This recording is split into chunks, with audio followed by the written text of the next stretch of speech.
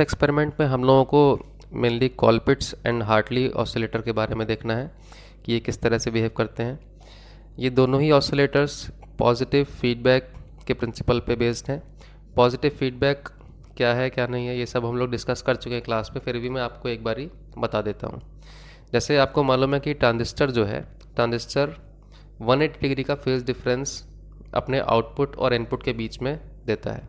Output जो है वो 180 डिग्री से आउट ऑफ फेज रहता है इनपुट के साथ, ठीक है।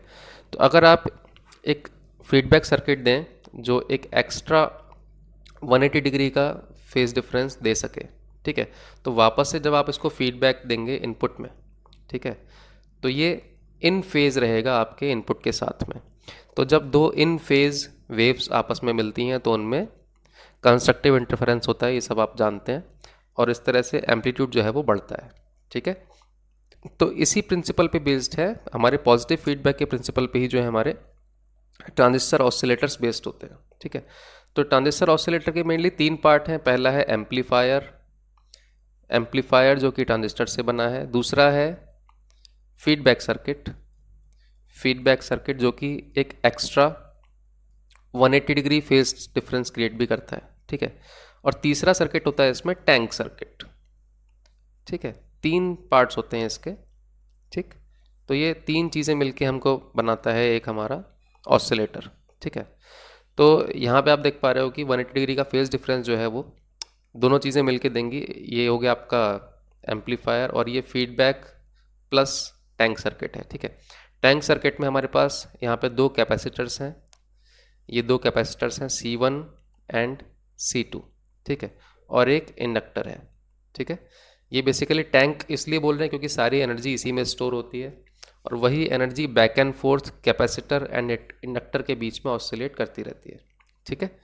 तो कॉलपिट्स ऑसिलेटर में बेसिकली हमें सीधे सर्किट बना के, जैसा कि आप डेमोन्स्ट्रेशन में देखोगे भी, सर्किट बना के हमको सीधे सीधे इसकी फ्रीक्वेंसी निकालनी है कि जो ऑसिलेशन हमें CRO की स्क्रीन पे शो हो रहे हैं उसकी फ्रीक्वेंसी कितनी है, ठीक है। तो ये हमको इसमें फाइंड आउट करना है और फीडबैक रेशियो भी निकालना है कि आउटपुट और फीडबैक उनके बीच में जो रेशियो है वो कितना है, ठीक है। तो फ्रीक्वेंसी निकालने के लिए हमें कुछ नहीं करना है। ये जो आउटपुट टर्मिनल है इसको हम लेके आउटपुट एंड ग्राउंड, इन दोनों को लेके आउटपुट एंड ग्राउंड के बीच में हम लोग लगा देंगे अपना, यहाँ पे ग्राउंड है, आउटपुट एंड ग्राउंड के बीच में अपने टर्मिनल्स लगा देंगे हम CRO के, ठीक है। और उससे हम अपना सिग्नल वहाँ पे देखेंगे, उस सिग्नल के हम ट्रेस लेके उस ट्रेस से उसकी फ्रीक्वेंसी निकालेंगे, ठीक है। तो बेसिकली करना क्या है, इसमें आपकी जो फ्रीक्वेंसी आएगी, मैं आपको एक इमेज इंपोर्ट करके इसकी दिखाता हूँ, एक सेकेंड रुकिए। कुछ इस तरह की शो होगी, ठीक है।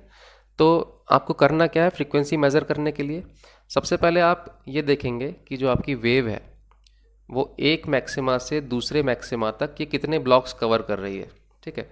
मान लीजिए यहाँ पे जो वेव है वो कवर कर रही है 1, 2, 3 एंड 3.5, ठीक है। तो ये वेव 3.5 ब्लॉक्स को कवर कर रही है, ठीक है। और ये एक ब्लॉक कितने टाइम को रिप्रेजेंट करता है, ठीक है। ये आधा, इसका जो वेव का ये पूरा पार्ट है, ये कितने टाइम में ये वेव कवर कर रही है वो देखने के लिए क्या करेंगे, ये ब्लॉक्स के नंबर, ये 3.5 ब्लॉक्स हैं और यहाँ पे एक ब्लॉक का टाइम कितना है, वो टाइम वाला, ये वोल्टेज के साइड में टाइम वाला फ्रेम होता है, लेकिन टेक्निक सेम है। जैसे वोल्टेज में यहाँ पे 0.5 लिखा है, मान लीजिए यहाँ पे 2 लिखा है, इस समय ये नॉब 2 पे सेट है, ठीक है। तो अगर मैं इसको टाइम के टर्म्स में मान लूँ, मान लीजिए अगर ये टाइम होता और ये सेकेंड्स में होता, तो ये अगर ये 2 सेकेंड पे सेट है तो 2 × 3.5, तो मेरा टोटल टाइम पीरियड वेव का क्या हो जाता, 1, 2, 3 और ये आधा, 3.5 × ये वाला 2, तो जो वेव का टाइम पीरियड हो जाता है वो होता 7 सेकेंड्स, ठीक है। इस तरह से हम लोग इसका टाइम पीरियड मेज़र करके उसको डिवाइड करके 1/, करके हम लोग फ्रीक्वेंसी निकाल लेंगे, ठीक है। इस तरह से आपको केवल CRO का यूज़ करके इस वेव की फ्रीक्वेंसी फाउंड आउट करनी है और कुछ भी नहीं करना है, ठीक है। और जो फीडबैक रेशियो की मैंने बात की, फीडबैक रेशियो के लिए क्या है, आप लोग यहाँ पे देख सकते हो कि जो राइट साइड में सर्किट बना हुआ है, यहाँ पे एक कैपेसिटर जो है वो आउटपुट के साथ कनेक्टेड है और दूसरा कैपेसिटर फीडबैक के साथ कनेक्टेड है, ठीक है। तो जो C2 है, C2 के अक्रॉस आपको मिल रहा है फीडबैक वोल्टेज और C1 के अक्रॉस मिल रहा है आउटपुट वोल्टेज। ठीक है, ये है आउटपुट वोल्टेज और ये है फीडबैक वोल्टेज। ठीक है, इन दोनों के बीच में है इंडक्टर। ये तीनों आपस में सीरीज में है। देखने में यहाँ पे लग रहा है कि पैरेलल है, लेकिन एक्चुअली सीरीज में है। ठीक है, तो होगा क्या, यहाँ से आपको मेज़र करना रहेगा इस कैपेसिटर के अक्रॉस जो आप मेज़र करोगे वो क्या होगा, इस कैपेसिटर के जो अक्रॉस मेज़र करोगे वो होगा आपका फीडबैक वोल्टेज, और इस वाले कैपेसिटर के अक्रॉस जो मेज़र करोगे वो होगा आउटपुट वोल्टेज। ये आप चाहें तो मल्टीमीटर से या फिर वोल्टमीटर से मेज़र कर सकते हो। ठीक है, या फिर CRO यूज़ करके मेज़र करना चाहो तो भी आप कर सकते हो। ठीक है, जो तरीका आपको सूट करे उससे आप कर सकते हो। और बेसिकली आपको यहाँ से MV निकाल देना है, feedback ratio VF upon V output. ठीक है, और उसके बाद थ्योरेटिकली इसकी वैल्यू कितनी हो जाएगी, थ्योरेटिकली इसकी वैल्यू हो जाएगी XC2 अपॉन XC1, है ना, क्योंकि voltage is proportional to impedance. So V out के लिए C1 है तो ये हो गया XC1। अच्छा, इम्पिडेंस जो है कैपेसिटर्स के इन्वर्सली प्रोपोर्शनल होता है कैपेसिटेंस के, तो ये हो जाएगा C1 अपॉन C2। तो ये रेशियो जो है थ्योरेटिकली आपका इसके बराबर आना चाहिए एक्सपेरिमेंटल वैल्यू के। VF upon V out should be equal to C1 upon C2। तो इस एक्सपेरिमेंट में आपको इतना करना है। ठीक है, इसका जो सेम एक्सपेरिमेंट है सेकंड, ये है हार्टली ऑसिलेटर। ठीक है, ये है हार्टली। इसमें डिफरेंस क्या है, डिफरेंस केवल इतना है कि इसमें दो कैपेसिटर के बजाय दो इंडक्टर लगे हुए हैं और कैपेसिटर सिंगल है। ठीक है, थ्योरेटिकली हाँ मैं आपको एक चीज़ बताना भूल गया, थ्योरेटिकली इसकी फ्रीक्वेंसी कितनी है, थ्योरेटिकली इसकी फ्रीक्वेंसी है F equal to 1/2π under root LC, जहाँ पे C की वैल्यू है, C की वैल्यू क्या है, यहाँ पे दो कैपेसिटर्स आपके सीरीज़ में, सीरीज़ वाले कैपेसिटर्स के लिए टोटल कैपेसिटेंस कितना होता है, C1 C2 upon C1 plus C2। इस तरह से आप इसकी थ्योरेटिकली फ्रीक्वेंसी निकालोगे और एक्सपेरिमेंटल वैल्यू से इसको कंपेयर करोगे। ठीक है, नीचे वाले में क्या डिफरेंस आ जाएगा, नीचे वाले में जो वैल्यू होगी टोटल वो फ्रीक्वेंसी की कैसे आएगी, 1/2π अंडर रूट नीचे LC है, यहाँ पे L की वैल्यू चेंज हो जाएगी, L equal to L1 plus L2 plus twice M। ठीक है, M की वैल्यू आपको पता है म्यूचुअल इंडक्टेंस है। ठीक, इसको आप निकाल सकते हैं दो लेवल को यूज़ करके, और कैपेसिटर यहाँ पे सिंगल है। तो यहाँ पे भी आपको फ्रीक्वेंसी सेम तरीके से मेज़र करनी है CRO को यूज़ करके, और उसके बाद उसको थ्योरेटिकल वैल्यू से कंपेयर करना है। यहाँ पे आपका जो फीडबैक रेशियो आएगा MV, वो किसके बराबर आ जाएगा,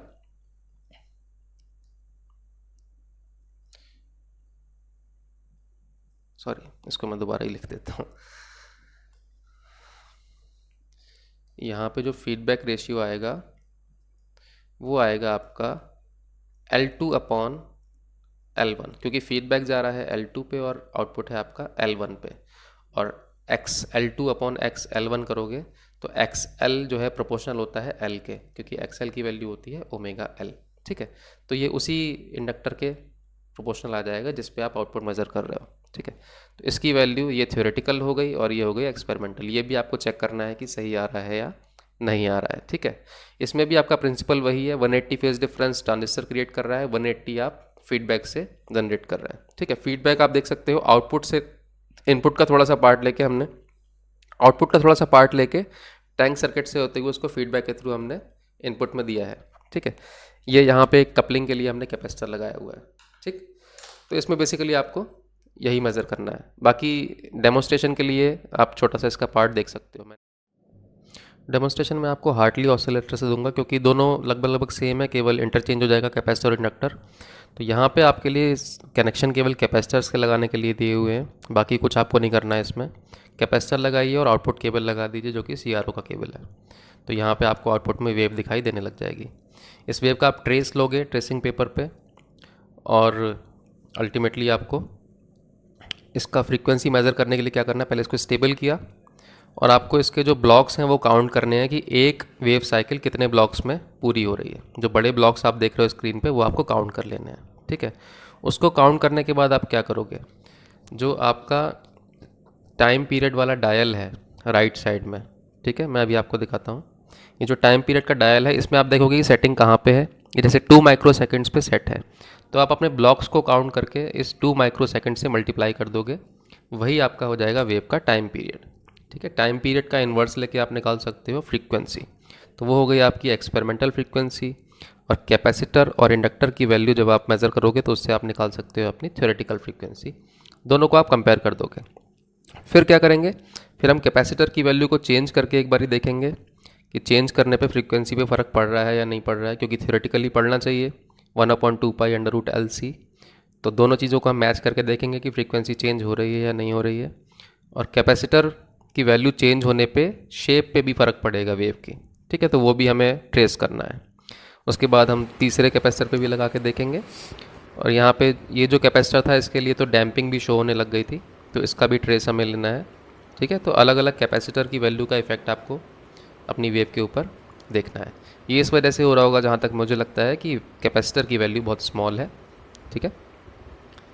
चलिए, तो सेम चीज़ का ट्रेस लेके हमें फ्रीक्वेंसी निकाल के एक्सपेरिमेंटली एंड थ्योरेटिकली मेज़र करना है।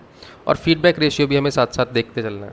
फीडबैक रेशियो के लिए आपको दोनों कैपेसिटर्स, इस केस में जो है दोनों कैपेसिटर्स, सॉरी इस केस में दोनों इंडक्टर, और कॉलपिट्स ऑसिलेटर के केस में दोनों कैपेसिटर के बीच में रेशियो लेना है।